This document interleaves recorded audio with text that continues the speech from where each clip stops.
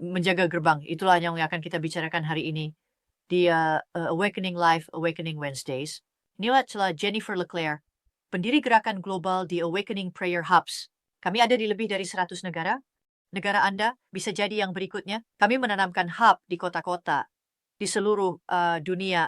Sebelum kita mulai hari ini, ingat, pastikan peringatan Anda diatur untuk memberitahu Anda ketika siaran ini tayang langsung agar Anda tidak ketinggalan sedetik pun. Dan saya ingin mengingatkan Anda bahwa kami sedang membaca dan kemudian saya menjelaskan buku saya di Intercessors Devotional. Jadi Anda bisa mendapatkan salinannya di situs web saya di jenniferleclerc.org atau Anda bisa menemukannya di Amazon. Anda juga bisa mendapatkan hadiah gratis. Unduhan buku gratis hanya dengan mengunjungi awakeningprayerhubs.com untuk melihat kami. Kami berharap Anda akan bergabung dengan kami, sehingga kami dapat membekali Anda untuk melihat kebangkitan dan kebangunan rohani di kota Anda, di negara Anda. Sekarang, mari kita lihat ini. Ini disebut menjaga gerbang, dan saya akan membaca sebuah ayat 2 Tawarikh 23 ayat 19. Dan dia menempatkan para penjaga gerbang di gerbang-gerbang rumah Tuhan agar tidak ada yang dalam keadaan najis yang boleh masuk ke dalam. Pikirkan tentang itu. Mereka memiliki standar untuk siapa yang akan melewati gerbang itu. Siapapun yang najis, baik trailer cari apapun tidak boleh masuk, tidak bisa masuk, mereka tidak ia akan diizinkan. Dan ini sangat berarti, lihat harus menjaga gerbang di kota kita. Kita harus memutuskan, kita bisa memutuskan, kita seharusnya memutuskan apa yang masuk dan apa yang tetap di luar. Kita harus menutup gelap, menutup setan, menutup tidak menyerupai Yesus. Tidak berbicara jiwa-jiwa hilang, saya berbicara tentang alam roh.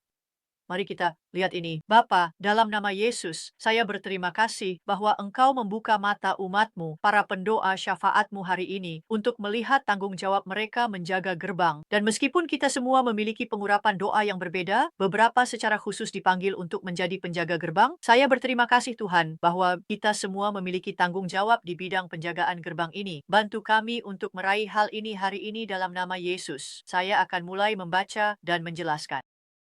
Penjaga gerbang adalah seseorang yang menjaga gerbang atau yang mengontrol akses. Sekarang ini bukan kontrol yang buruk, ini adalah kontrol yang baik. Seorang pendoa syafaat adalah seseorang yang berdoa syafaat, seseorang yang berdiri di antara musuh dan umat Tuhan untuk melarang akses, atau di antara Tuhan dan umatnya untuk memohon bagi mereka. Anda lihat, penjaga gerbang adalah yang menjaga gerbang dan mengontrol akses. Pendoa syafaat adalah yang berdoa syafaat. Jadi seorang pendoa syafaat, penjaga gerbang, akan menjadi pendoa syafaat yang berdiri di celah untuk melarang atau mengizinkan hal-hal di kota, di gereja, di keluarga, apapun lingkup atau metron yang Anda miliki. Kita semua memiliki metron yang berbeda. Beberapa orang, Anda adalah penjaga gerbang keluarga Anda. Anda adalah penjaga gerbang bisnis Anda, tim sukarelawan, kota Anda, negara Anda. Ada tingkatan. Tuhan sedang membangkitkan pendoa syafaat penjaga gerbang di era ini yang memiliki kepekaan tajam tentang apa yang harus diizinkan masuk ke suatu wilayah dan apa yang harus sepenuhnya ditutup. Mereka dalam arti yang sangat nyata, menjaga gerbang spiritual. Mereka membentuk tembok, bisa dikatakan pun melarang akses bagi penyusup yang tidak sah dan kekuatan jahat. Sekarang, mau penjaga gerbang juga membiarkan Raja Kemuliaan masuk. Angkatlah kepalamu, hai gerbang-gerbang, agar Raja Kemuliaan dapat masuk, bukan? Dan jadi kita ingin mengundang para malaikat. Kita ingin menyiapkan untuk kedatangan Tuhan. Kita ingin menciptakan, membiarkan Roh Kudus masuk dengan bebas ke dalam gereja kita, ke dalam keluarga kita. Jadi kita bisa tanpa sengaja menutupnya. Kita bisa menutup, kita bisa membuat malaikat bersedih, kita bisa membuat Roh Kudus bersedih. Jadi kita sebagai penjaga gerbang, bagian dari tanggung jawab kita adalah menciptakan suasana yang baik untuk membiarkan Raja Kemuliaan datang dan tinggal. Bukan hanya singgah, tetapi tinggal. Jadi penjaga gerbang tidak hanya tentang hal-hal demonik. Ini juga tentang Raja Kemuliaan dan mengundangnya masuk serta berdoa. Agar hati orang-orang siap menerima apa yang dia lakukan atau katakan dan bagaimana dia bergerak dalam suatu suasana. Penjaga gerbang Kedias kemudian adalah ahli dalam cara menggunakan kunci kerajaan yang Yesus gambarkan dalam Matius 18 ayat 18. Sekarang, saya akan membaca dari versi Amplified Classic Matius 18 ayat 18. Sesungguhnya, aku berkata kepadamu, apapun yang kamu larang dan nyatakan tidak pantas dan tidak sah di bumi, haruslah yang sudah dilarang di surga, dan apapun yang kamu izinkan dan nyatakan pantas dan sah di bumi haruslah yang sudah diizinkan di surga sesungguhnya. Dengan kata lain, kita hanya mencerminkan protokol surga. Kita hanya mencerminkan kehendak Tuhan. Kita berdoa, datanglah kerajaanmu, jadilah kehendakmu di bumi seperti di surga. Ini adalah konsep yang sama. Jika Tuhan tidak mengizinkannya di surga, kita tidak mengizinkannya dalam keluarga kita. Jika Tuhan tidak mengizinkannya sekarang, kita paham ada yang belum percaya di keluarga. Jangan terlalu religius. Kamu tahu maksud saya. Tapi jika itu tidak diizinkan di surga, kita tidak boleh mengizinkannya di gereja kita. Jika tidak diizinkan di surga, kita tidak boleh mengizinkannya dalam keluarga kita, dalam bisnis kita. Jika dilarang di surga, kita harus melarangnya di bumi. Jika diizinkan di surga, itu harus diizinkan di bumi. Itu pengajaran berbeda, kamu mengerti maksudnya? Kamu tidak bisa melarang sembarang hal. Jika Tuhan sedang melakukan sesuatu, maka kamu tidak bisa melarang Tuhan, bukan?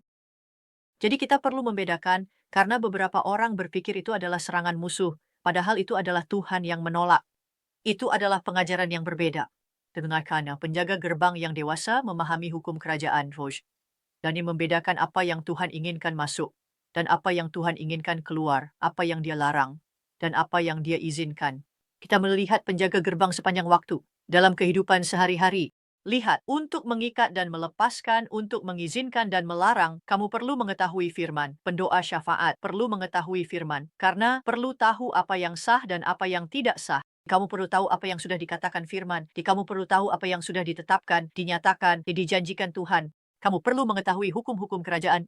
Jika kamu tidak mengetahuinya, kamu kurang efektif dalam doa syafaat. Jika kamu adalah pendoa syafaat muda, Tuhan akan menggunakanmu di tempatmu berada. Dia ingin menggunakanmu lebih besar seiring kamu bertumbuh dalam Dia.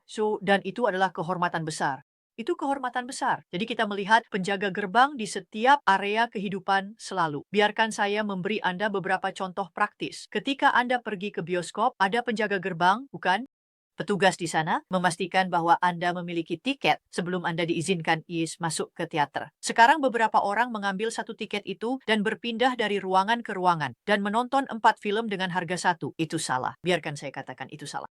Ketika Anda pergi ke toko kelontong, ada penjaga gerbang. Itu disebut kasir. Petugas memastikan Anda membayar barang belanjaan sebelum Anda membawanya pulang. Jika tidak, Anda adalah pencuri. Nah, itulah mengapa mereka memiliki kamera. Mereka adalah penjaga. Dan penjaga gerbang atau petugas keamanan. Anda melihatnya. Jadi ketika Anda menelepon sebuah bisnis, untuk berbicara dengan pengacara atau profesional lainnya, seorang dokter, mereka memiliki penjaga gerbang yang disebut sekretaris, yang memutuskan apakah Anda mendapatkan akses kepada mereka atau tidak. Mereka berdiri di antara Anda dan orang yang Anda coba temui, bukan? Ketika saya menjadi editor majalah Karisma, saya adalah seorang penjaga gerbang.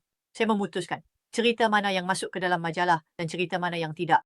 Saya memutuskan siapa yang ada di sampul. Dan jadi mintalah kepada Tuhan untuk memberikan Anda wahyu penjaga gerbang dan pemahaman tentang apa yang harus diizinkan dan apa yang harus dilarang dalam hidup Anda, di gereja Anda, di wilayah Anda. Dan kemudian gunakan kunci kerajaan dengan ahli saat Anda berdiri di celah. Tentu saya kami memiliki lebih banyak pelatihan tentang ini di School of the www.schoolofthespirit.tv. Jadi Anda bisa mendapatkan pelatihan di sana. Kami melakukan sejumlah pelatihan. Kami memiliki pelatihan bulanan di pusat doa sesuai yang relevan saat itu dalam tubuh Kristus. Kami memiliki sesi tanya jawab. Kami memiliki pemimpin regional yang menjadi pelatih untuk Anda. Kami berdoa bersama setiap bulan dan ada banyak hal yang bisa Anda ikuti sesedikit atau sebanyak yang Anda mau, tetapi bergabunglah dengan kami di www.awakeningprayerhubs.com. Itu adalah www.awakeningprayerhubs.com. Ingat, ada hadiah gratis di sana untuk Anda memeriksanya. Silakan bergabung kami ini. Luncurkan hub dan dapatkan pelatihan. Bergabunglah dengan sebuah hub ini atau sponsori sebuah hub. Kami memiliki orang-orang yang menunggu untuk disponsori. Jadi Bapak, dalam nama Yesus, maukah Engkau memberi kami wahyu tentang penjaga gerbang? Bangkitkan kami sebagai yang melihat apa larangan dan izin surga. Bantu kami membedakan musuh yang menyamar sebagai teman. Menjadikan kami berani dan tegas untuk berdiri di antara penyusup dan gerbang yang telah Engkau panggil untuk kami jaga. Dalam nama Yesus, amin. Ingat teman, beritahu teman unduh aplikasi. Ini adalah satu-satunya tempat pengajaran muncul di aplikasi ini. Akan bertemu Anda minggu depan di Awakening Wednesdays, Pops Awakening Live. Tuhan memberkati Anda. Anda